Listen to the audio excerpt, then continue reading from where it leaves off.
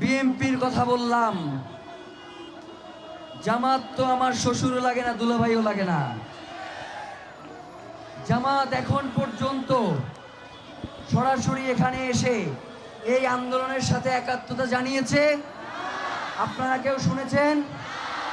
আমরা চাই বিএনপি, জামাত, এনসিপি প্রত্যেকের নিজস্ব রাজনৈতিক এজেন্ডা থাকবে। আপনারা আপনাদের রাজনীতি করবেন, সব ঠিক আছে, কিন্তু এই জনগণ তো আপনাদেরকেও হাদি হত্যার বিচারের জন্য পাশে চায়। যদি আপনারা কোনোভাবে এই হাদি হত্যার যেই বিচার, সেই বিচারের জন্য আপনারা যদি সোচ্চার না হন, এই নির্বাচনে জনগণ আপনাদেরকে সোচ্চার করে দিবে। কিন্তু সেই পর্যন্ত আমরা চাই না যে আপনারা অতদূর পর্যন্ত পৌঁছে যান। আমরা চাই বাংলাদেশের স্বাধীনতা, সার্বভৌমত্ব টিকিয়ে রাখার জন্য, ইনসাফের লড়াই করবার জন্য আওয়ামী লীগের বিরুদ্ধে সকল রাজনৈতিক দল মতের একতাবদ্ধ হওয়া প্রয়োজন। এখানে আমি চাই জামাত আসুক, বিএনপি আসুক, এনসিপিও আসুক, একাত্মতা পোষণ করুক। কারণ ওসমান হাদি যতদিন বেঁচে ছিলেন, তিনি সব সময় আওয়ামী লীগের বিরুদ্ধে বিএনপি, জামাত সহ এনসিপি সকল রাজনৈতিক দলগুলোর একটা ঐক্য চাইতেন। এবং আমরা ইনকিলাব মঞ্চ শহীদ ওসমান হাদির এই আদর্শকে ধারণ করেই আমরা চাই যে বাংলাদেশপন্থী রাজনৈতিক দলগুলোর মধ্যে একতা গড়ে উঠুক। কে ক্ষমতায় যাবে, কে ক্ষমতায় যাবে না, এটা তারা তাদের নিজস্ব রাজনৈতিক পরিমণ্ডলে আলাপ আলোচনার মধ্য দিয়ে গড়ে উঠুক। কিন্তু শহীদ ওসমান হাদিকে কোনোভাবেই কোনো দলের করা যাবে না, তার আদর্শকে কোনো দলের উপর চাপিয়ে দেওয়া যাবে না। শহীদ ওসমান হাদি বাংলাদেশের জনতার, তাকে বাংলাদেশের জনতার হয়েই বাংলাদেশের যারা রাজনীতি করবেন জনগণের সামনে উপস্থাপন করতে হবে। কোনো দলের মধ্যে তাকে কক্ষিগত করা চলবে না। আপনারা কি তাকে জামাতের হইতে দিবেন? আপনারা কি তাকে বিএনপির হইতে দিবেন? আপনারা কি তাকে এনসিপির হইতে দিবেন? এই ইনসাফের লড়াই কি শুধু জামাতের? এই ইনসাফের লড়াই কি শুধু বিএনপি? এই ইনসাফের লড়াই কি শুধু চরমোনাইর? এই ইনসাফের লড়াই কি শুধু এনসিপি? যদি নাই হয়, তাহলে ইনসাফের লড়াই যেহেতু এটা সকলেরই দায়িত্ব, সুতরাং সকলের একই সাথে দায়িত্ব হচ্ছে আমাদের ইনসাফের লড়াইয়ের অগ্রসেনানী, জুলাই জজবার প্রাণ শহীদ ওসমান হাদিকে যারা খুন করেছে, তাদের হত্যার বিচারের জন্য আজকে এই জনতার সাথে এসে তারাও দাঁড়াক। প্রিয় ভাইয়েরা, কথা বললে অনেক কথাই বলতে চাই, কিন্তু এত কথা বলবার বা শুনবার ধৈর্য হয়তো আপনাদের নাই। গতকাল থেকে আপনারা দেখেছেন যে বিভিন্নভাবে ইনকিলাব মঞ্চ যাতে ঢাকা ৮ আসনে ইলেকশন করে, এই জন্য আপনারা আমাদেরকে বলেছেন। আপনাদেরকে একটা কথা বলি, শহীদ ওসমান হাদির কথাগুলো তো আপনারা শুনেছেন। শহীদ ওসমান হাদি সবসময় একটা কথা বলতেন যে আমার কাছে নির্বাচন করা হচ্ছে ৫ নাম্বার গুরুত্বপূর্ণ কাজ। যদি আমার কাছে ৫টা কাজ থাকে, তার মানে তার আগেও আমাদের 4টা গুরুত্বপূর্ণ কাজ রয়েছে।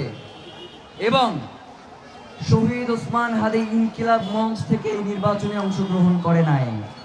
ইনকিলাব মঞ্চ হচ্ছে একটি সাংস্কৃতিক সংগঠন, তার সাথে তিনি পলিটিক্যাল প্রেসার গ্রুপ হিসেবে কাজ করেছেন। এবং আমরা যারা ইনকিলাব মঞ্চে আছি, আমরাও পলিটিক্যাল প্রেসার গ্রুপ হিসেবেই কাজ করেছি। এবং একটি সাংস্কৃতিক আন্দোলন যাতে সামনে নিয়ে যাওয়া যায়, ইনকিলাব মঞ্চ, আমরা সেই কাজটাই আগামী দিনেও করতে চাই। এখন ঢাকা ৮-এ বলতে পারেন যে ভাই আপনি তো সদস্য সচিব ছিলেন, আপনাকেও তো ঢাকা ৮-এ আমরা দেখেছি ওসমান হাদির সাথে সাথে। ভাইয়েরা, ইনকিলাব মঞ্চের বয়স হয়েছে আজকে ১.৫ বছর। ওসমান হাদিকে আমি চিনি না, ওসমান হাদির সাথে আমার চলাফেরা হচ্ছে ২২ বছর।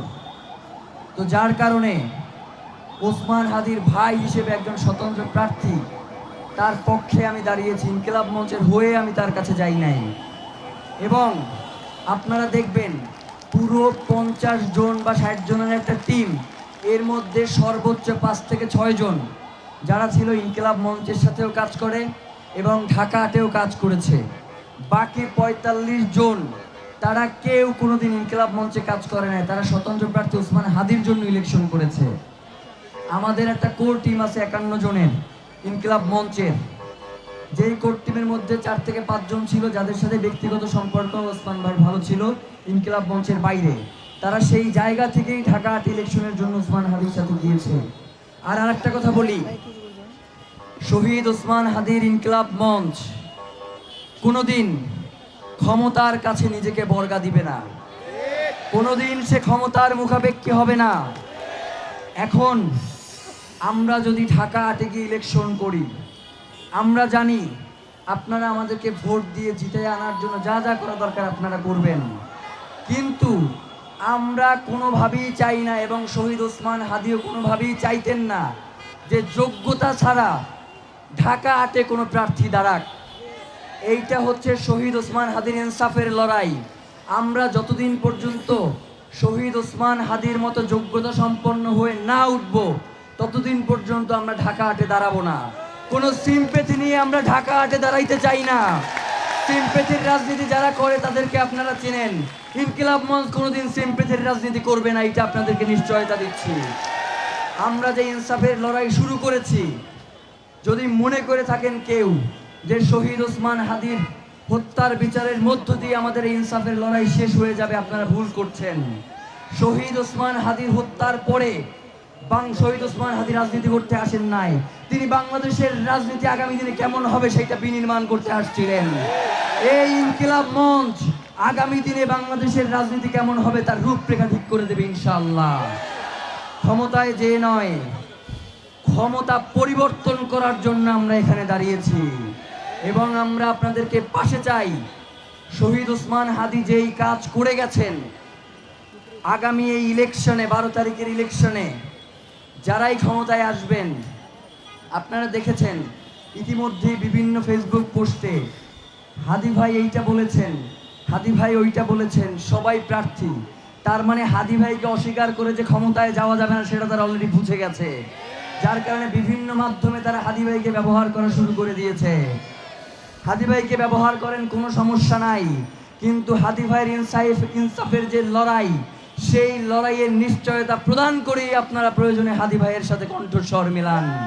কিন্তু যদি শুধুমাত্র ব্যবসার জন্য, শুধুমাত্র ক্ষমতায় যাওয়ার জন্য যদি হাদি ভাইয়ের নাম ব্যবহার করেন, ক্ষমতায় যাইতে পারবেন না, ক্ষমতায় যাইতে পারবেন না।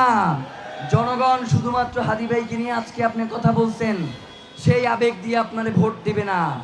আপনার আগের হিসাব এবং বর্তমান হিসাব দুইটা মিলাইয়েই আপনাকে ভোট দিবে।